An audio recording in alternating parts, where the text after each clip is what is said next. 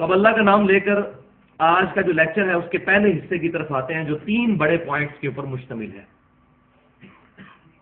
جس میں point number 1 یہ ہے کہ امام کائنات سید الاولین والآخرین شفیع المذنبین رحمت للعالمین سیدنا و مولانا امام اعظم محمد رسول اللہ صلی اللہ علیہ وآلہ وسلم کا یوم ولادت کون سا ہے؟ تو بھائیو، جہاں تک آپ صلی اللہ علیہ وسلم کی پیدائش کے دن اور مہینے کا تعلق ہے، اس پہ پوری امت کا اجماع ہے۔ اہل سنت کہلوانے والے تینوں گروہ، بریلوی، دیوبندی اور اہل حدیث اور اہل تشیع، اس پر متفق ہے کہ نبی صلی اللہ علیہ وآلہ وسلم کی پیدائش کا دن سوموار ہے، اور سینکڑوں احادیث اس پر گواہ ہیں، وہ انشاءاللہ درس کے دوران آتی چلی جائیں گی۔ پیدائش کا دن سوموار ہے اور پیدائش کا مہینہ ربیع الاول ہے، اس پہ تو کوئی اختلاف نہیں ہے۔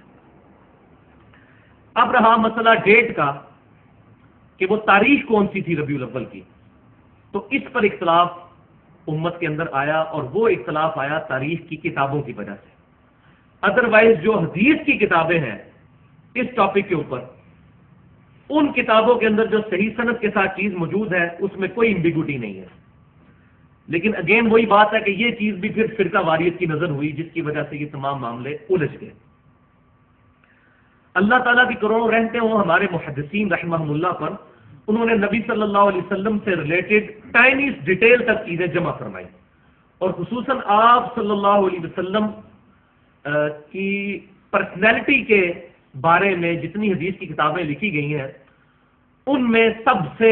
مشہور کتاب جس کو سب سے زیادہ شہرت حاصل ہوئی وہ ہے دلائل النبوہ، جو 5ویں صدی ہجری کے اندر ایک بہت بڑے محدث گزرے ہیں، جو اہل سنت میں متفق علیہ فقہ جو ہے محدث ہیں، امام حافظ ابو بکر احمد بن حسین البہیکی رحمۃ اللہ علیہ، المتوفى 458 ہجری، آج سے تقریباً سمجھیں 1000 سال پہلے انہوں نے یہ کتاب لکھی،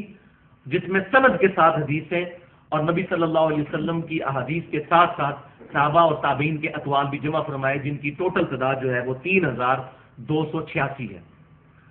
تو دلائل النبوہ جو کتاب ہے، اس کا پرٹیکولر موضوع ہی یہی ہے۔ مثلا اس کا جو پہلا چیپٹر ہے اس کا نام ہے ولادت مصطفیٰ صلی اللہ علیہ وسلم کا دن کون سا ہے، دوسرے چیپٹر کا نام ہے ولادت مصطفیٰ صلی اللہ علیہ وسلم کا مہینہ کون سا ہے، تیسرا چیپٹر ہے ولادت مصطفیٰ صلی اللہ علیہ وسلم کا سال کون سا ہے، چوتھا چیپٹر ہے کہ وہ نشانیاں جو آپ صلی اللہ علیہ وسلم کی پیدائش کے وقت ظاہر ہوئی یا آپ صلی اللہ علیہ وسلم کی پیدائش سے پہلے اور یا آپ صلی اللہ علیہ وسلم کی پیدائش کے بعد، ان نشانیوں کا بیان، اور پھر یوں ہی چیپٹر چلتے ہیں، اور آخری چیپٹر جو ہے وہ اشک بار آنکھوں سے پڑھنے والا چیپٹر ہے، 200 احادیث پر مشتمل، اور وہ نبی صلی اللہ علیہ وسلم کی بیماری اور آپ صلی اللہ علیہ وسلم کی دنیا سے رحلت والا چیپٹر ہے، کہ آپ صلی اللہ علیہ وسلم کی وفات اور وہ سارے معاملات اس وقت جو احادیث ہیں، 200 احادیث اس آخری چیپٹر کے اندر موجود ہیں۔ تو آج کے درس کے حوالے سے اس میں جو چوتھا چیپٹر ہے اس میں ایک حدیث ہے، میں سمجھتا ہوں کہ شروع میں وہ حصول برکت کے لیے میں بیان کر دوں۔ جو چوتھا چیپٹر میں نے بتایا کہ ان نشانیوں کا ظہور جو آپ صلی اللہ علیہ وسلم کی پیدائش کے وقت ظاہر ہوئی یا آپ صلی اللہ علیہ وسلم سے پہلے یا بعد میں، تو اس میں ایک بڑی زبردست حدیث مبارکہ ہے، اور یہ حدیث جو ہے وہ مسند امام احمد میں بھی جلد 4 صفحہ 128 پر 17,203 نمبر حدیث ہے، 17,203 نمبر حدیث، اور یہ حدیث جو ہے ترمذی میں بھی موجود ہے، اس کا کچھ حصہ کتاب الفضائل چیپٹر کے اندر 3609 نمبر حدیث جو میں بیان کرنے لگا ہوں۔ دلائل النبوہ میں تو ہے ہی ہے، مسند امام احمد اور ترمذی میں بھی موجود ہے، اور اس حدیث کو محدث اعظم سعودی عرب شیخ ناصر الدین البانی صاحب بھی صحیح کہتے ہیں، اور شیخ زبیر علی زئی صاحب بھی صحیح کہتے ہیں۔ مشکات المصابیح کے اندر بھی یہ موجود ہے، اس کی تحقیق کے دوران انہوں نے اس پر صحت کا حکم لگایا ہے۔ ارباز بن ساریہ رضی اللہ تعالیٰ عنہ کہتے ہیں، یہ مشہور صحابی ہیں، یہ وہی صحابی ہیں جن سے وہ مشہور زمانہ حدیث ہے، علیکم بسنتی و سنت الخلفاء الراشدین المہدیین، یہ وہ صحابی ہیں، وہ روایت کرتے ہیں کہ آپ صلی اللہ علیہ وسلم نے فرمایا میں اللہ کے حضور اس وقت بھی خاتم النبیین لکھا ہوا تھا جب آدم علیہ السلام ابھی روح اور مٹی کے درمیان تھے، یعنی ابھی ان کی پیدائش نہیں ہوئی تھی، میں اس وقت بھی اللہ کے حضور خاتم النبیین لکھا ہوا تھا۔ اور میں تمہیں اپنے بارے میں بتاتا ہوں، میں ابراہیم علیہ السلام کی دعا ہوں، میں عیسیٰ علیہ السلام کی بشارت ہوں، میں اپنی والدہ کا وہ خواب ہوں جو انہوں نے میری پیدائش سے پہلے دیکھا کہ ان کے جسم سے ایک نور نکلا اور اس نور کی وجہ سے شام کے محلات روشن ہو گئے۔ اور یہ آپ صلی اللہ علیہ وسلم کا نور ہدایت جو کہ بالآخر شام میں بھی جو کفر اور شرک کی گھٹائیں چھائی ہوئی تھی اس کو دور کر دیا۔ تو یہاں نور سے مراد نور ہدایت ہے، یہ ہمارا اپنا ذاتی خیال نہیں ہے، یہ ہمارے سلف کا منہج ہے۔ اور وہ کیسے؟ نور ہدایت ہونے پر تو پوری امت کا اجماع ہے، اہل سنت کہلوانے والے تینوں گروہ بریلوی، دیوبندی اور اہل حدیث اور اہل تشیع بھی اس پر متفق ہیں کہ قرآن پاک کی جو شروع میں تفاسیر لکھی گئیں ان میں ٹاپ آف دا لسٹ جو تفسیر ہے وہ تفسیر ہے ابن جریر رحمۃ اللہ علیہ کی تفسیر تبری المتوفا 310 ہجری، یعنی یہ پہلے 300 سال کے اسلاف میں آتے ہیں۔ تو انہوں نے جو آیت ہے سورۃ المائدہ کی آیت نمبر 15، بسم اللہ الرحمن الرحیم، قد جاءکم من اللہ نور وکتاب مبین، وکتاب مبین، تحقیق تمہارے پاس اللہ تعالیٰ کی طرف سے آ گیا ایک نور اور ایک روشن کتاب۔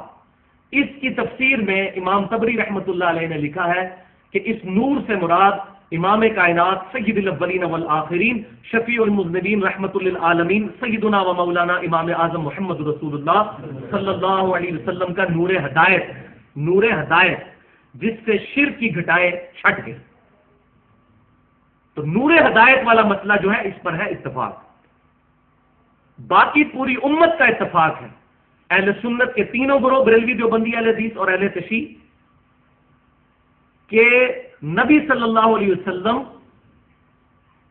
مخلوق ہونے میں بشر تھے، صفت بشریت میں ہم آپ صلی اللہ علیہ وسلم کی طرح ہیں، لیکن کمالات بشریت میں کسی شخص کو اس پوری کائنات میں آپ صلی اللہ علیہ وسلم کے ساتھ کوئی نسبت ہی نہیں ہے۔ اگر میں فی البدی صرف صحیح بخاری اور صحیح مسلم سے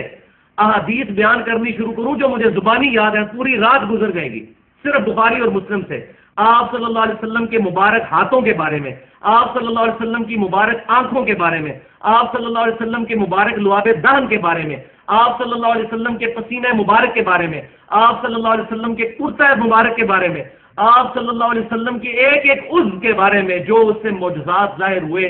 انسان کی عقل دنگ رہ جاتی ہے۔ بخاری اور مسلم میں درجنوں حدیثیں موجود ہیں۔ تو کمالات کے اعتبار سے نہیں بات ہو رہی، کمالات میں وہ افضل البشر ہیں، بلکہ بشریت کو ناز ہے ان پر، الحمدللہ، اور اس پر کسی کا اختلاف نہیں ہے۔ بلکہ یہ بھی بہت بڑے بریلوی عالم ہیں، انہوں نے تو اپنی کتاب میں لکھا ہے کہ اللہ کی لعنت و جھوٹوں پر جن لوگوں نے ہم پر یہ بلیم لگایا کہ ہم یہ کہتے ہیں کہ نبی صلی اللہ علیہ وسلم انسان نہیں ہے، جو نبی صلی اللہ علیہ وسلم کو بشر نہ مانے وہ کافر ہے، یہ متفقہ مسئلہ ہے۔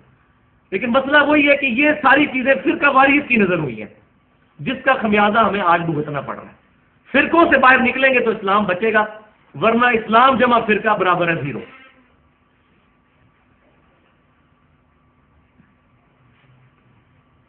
لیکن یہاں یہ بات بھی یاد رکھیں کہ آپ صلی اللہ علیہ وسلم کی شان بیان کرتے ہوئے اس بات کی بھی احتیاط ضروری ہے کہ آپ صلی اللہ علیہ وسلم کے بارے میں جھوٹی احادیث اور من گھڑت قصے اور واقعات بیان نہ کیے جائیں، یہ سخت گستاخی ہے۔ ہمارے نبی صلی اللہ علیہ وسلم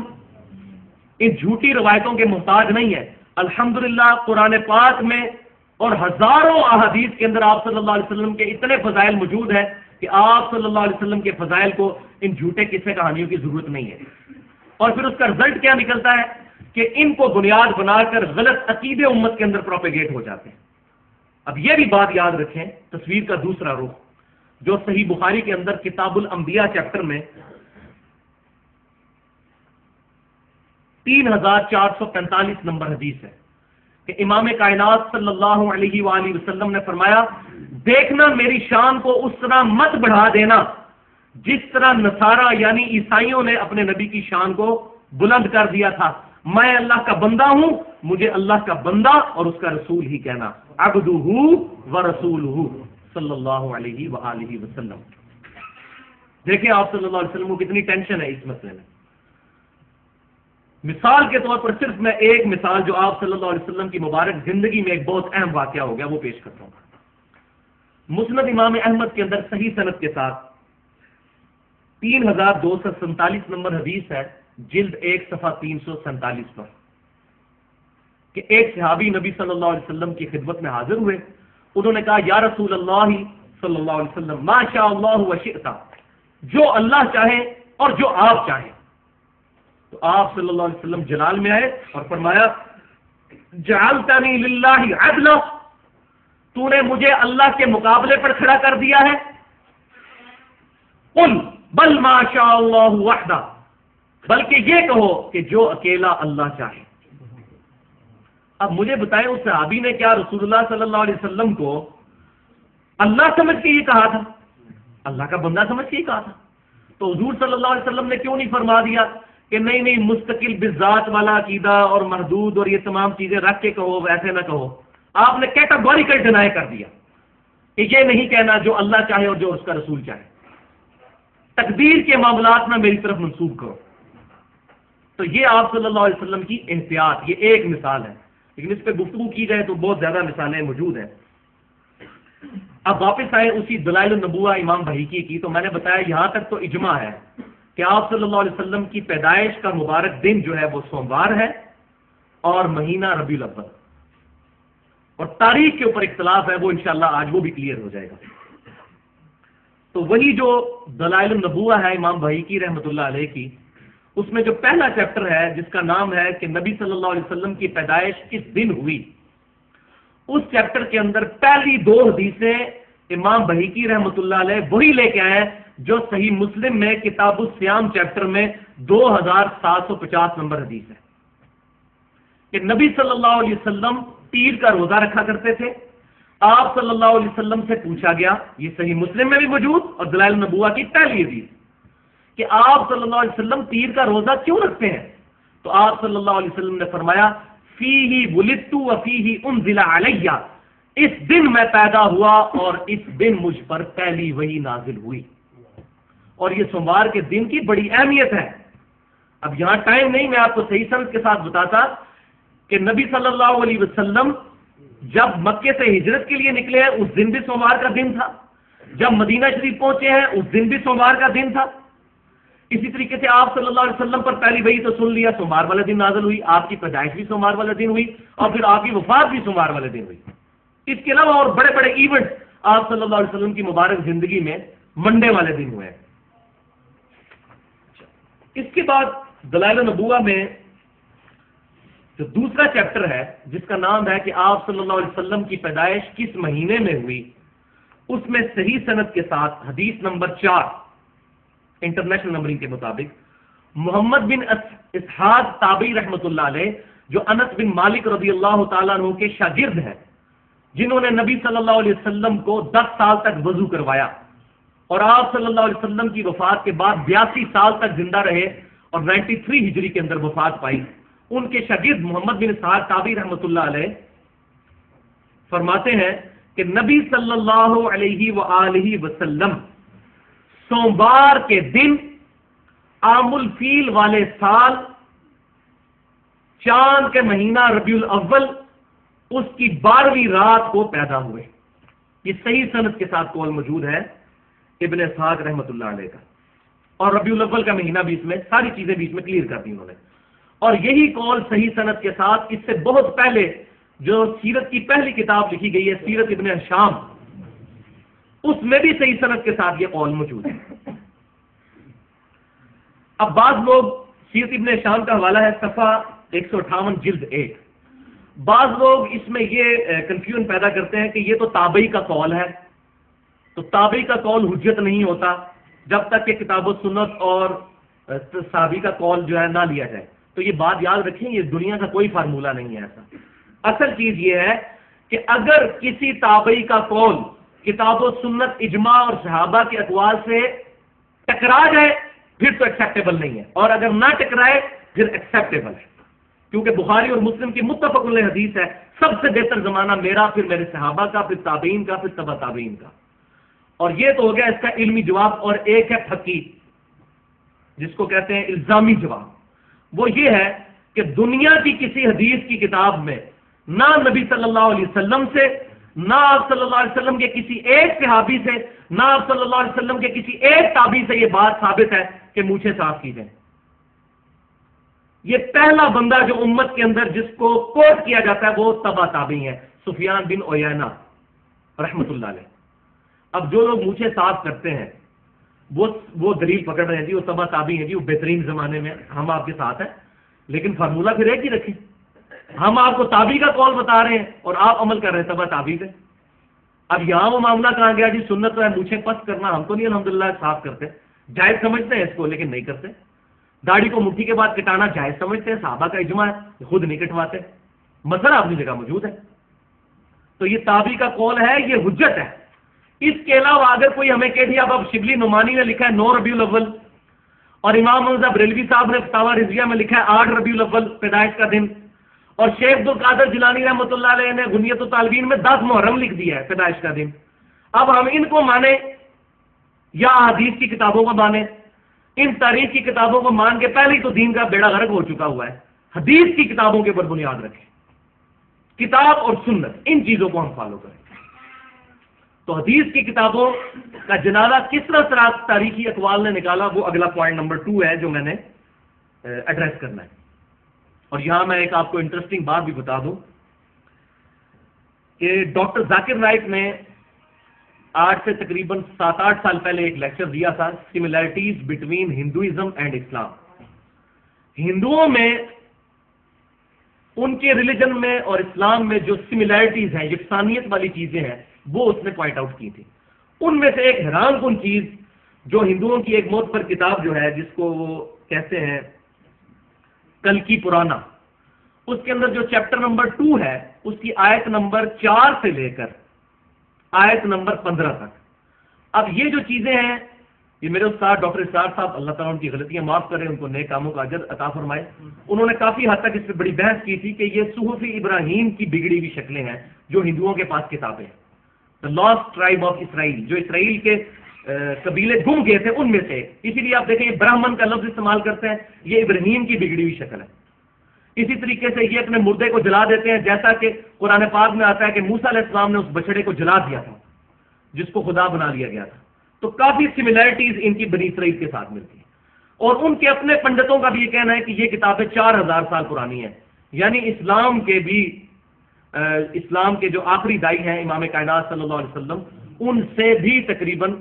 سمجھے 2500 سال پہلے کی۔ تو اس کے اندر بھی نبی صلی اللہ علیہ وسلم کی پیشن گوئیاں موجود ہیں، کلکی پرانا کتاب کا نام، اور چیپٹر نمبر 2 اور اس کی ورس نمبر 4 سے لے کر 15 تک،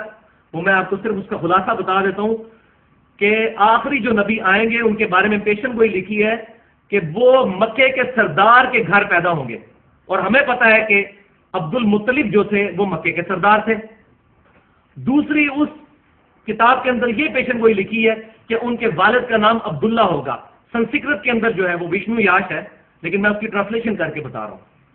تیسری پیشن گوئی یہ لکھی ہے کہ ان کے 4 ساتھی ہوں گے جو ان کے مشن کو آگے لے کے چلیں گے، اور ہمیں پتہ ہے کہ 4 ساتھی ہیں، سیدنا ابوبکر، عمر، عثمان، علی رضی اللہ عنہم اجمعین۔ اور پھر اس میں یہ بھی لکھا ہے کہ آپ صلی اللہ علیہ وسلم جو آخری کلکی ہوں گے، آپ صلی اللہ علیہ وسلم کی فرشتے آسمان سے اتر کر بیٹل فیلڈ کے اندر میدان جنگ میں مدد کریں گے، اور وہ ہمیں پتہ ہے سورۃ الانفال کے اندر موجود ہے، غزوہ بدر اور احد میں بھی فرشتے آئے۔ اور پھر اس کا کلائمیکس یہ ہے کہ وہ آخری پیغمبر جو ہے وہ ماندو جو منتھ ہوگا، بہار کا مہینہ، اس کے پہلے ہاف کے 12ویں دن پیدا ہوں گے۔ پہلے ہاف جو ہوگا اس کا 12واں دن جو ہوگا یعنی 12 ربیع الاول اس کو پیدا ہوں گے۔ اب یہ اتنی بڑی جو ہے وہ آپ سمجھیں کہ حسن اتفاق ہے، اس کو حسن اتفاق نہیں کہا جا سکتا، یہ بہت بڑی چیز، تو یہ ہماری کتابوں کے ساتھ بھی چیز میچ کرتی ہے۔